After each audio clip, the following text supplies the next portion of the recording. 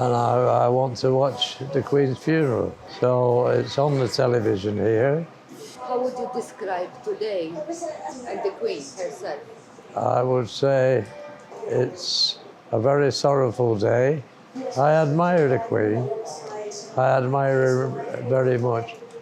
I can tell you something. Yes. I don't know if you know what this is. Do you know what 11 plus is? It's what you do in England if you take an exam when you're 11 years old, right?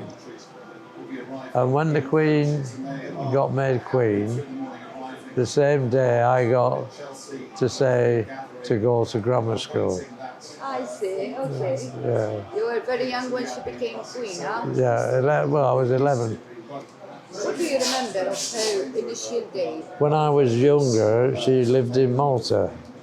And as a ruler, how do you feel about her? I thought she was very, very good. I think her children aren't as good as she was. Right, Charles has been made king, but I don't think he should have been. He's not like his mother.